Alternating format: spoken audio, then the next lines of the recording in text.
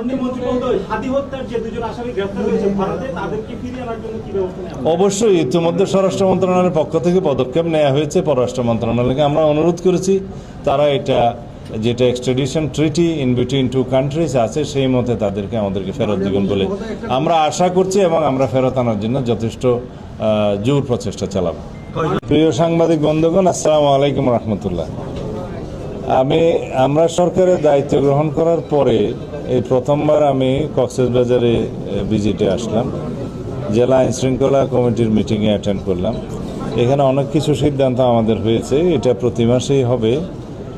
আজকে যে গুরুত্বপূর্ণ সিদ্ধান্ত হয়েছে তা হলো আমরা কক্সবাজার সমুদ্র সৈকতকে একটা শৃঙ্খলার মধ্যে নিয়ে আসব, এবং এখানে সমস্ত অবৈধ যে স্থাপনা বা অস্থায়ী স্থাপনা যেগুলো হয়েছে এগুলো এক সপ্তাহের ভিতরে ক্লিন হবে জেলা প্রশাসনের নেতৃত্বে, বিচ ম্যানেজমেন্ট কমিটির নেতৃত্বে।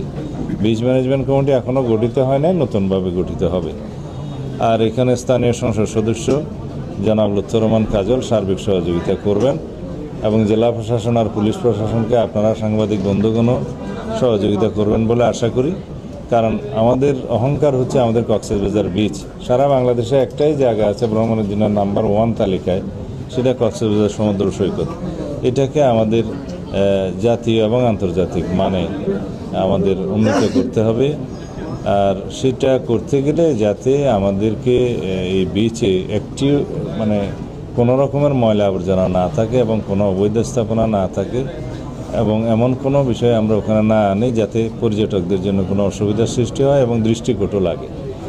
দ্বিতীয় হচ্ছে আইনশৃঙ্খলা পরিস্থিতির সার্বিক উন্নয়নের লক্ষ্যে কক্সবাজার জেলাতে পুলিশ প্রশাসনের নেতৃত্বে এবং সার্বিক সহযোগিতায় জনাব লুৎফর রহমান কাজল স্থানীয় সংসদ সদস্যের তার সহযোগিতা এবং তত্ত্বাবধানে এখানে সিসিটিভি ক্যামেরা সারা শহরে বসানো হবে।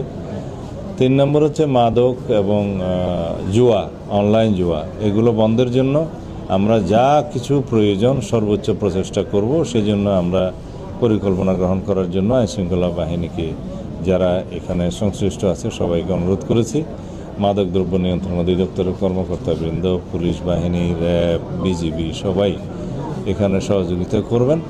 আমরা মাদকমুক্ত সমাজ গড়তে চাইলে আমাদেরকে প্রথমে কক্সবাজারের এই টুকিয়া টেকনাফ এবং আমাদের এই রোডটা মাদক চোরাচালানের বন্ধ করতে হবে, এবং মাদকের প্রচার বাণিজ্য সব কিছু আমরা এখানে বন্ধ করতে হবে।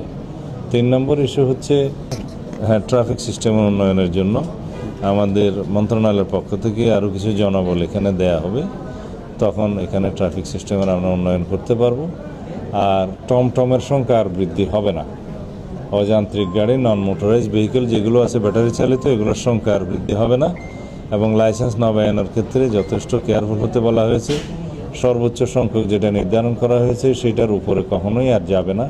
ক্রমান্বয়ে যেগুলো ড্যামেজ হবে সেই সংখ্যাটা আর ফিল আপ করা হবে না, সেই জায়গাটা খালি থাকতে থাকতে আস্তে আস্তে এগুলোর সংখ্যা কমানো হবে। আর এক লাইসেন্সের অধীনে যেন একাধিক এই সমস্ত টমটম বা নন মোটরাইজ ভেহিকেল না চলে, সেটা যথেষ্ট নজর দেওয়া হবে। যার লাইসেন্সে একাধিক এরকম বাহন চলবে তার লাইসেন্স বাতিল হবে।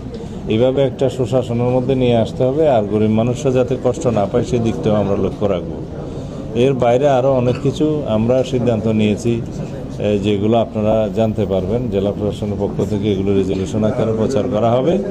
আশা করে আমাদের সার্বিক সহযোগিতায় এবং সমাজের প্রত্যেক শ্রেণী পেশার মানুষের সহযোগিতায়, বিশেষ করে সাংবাদিক বন্ধুদের আন্তরিক সহযোগিতায় আমাদের আইনশৃঙ্খলা পরিস্থিতি উন্নয়ন সহ অন্যান্য সমস্ত বিষয়ে আমরা শৃঙ্খলা ফিরিয়ে আনতে পারব।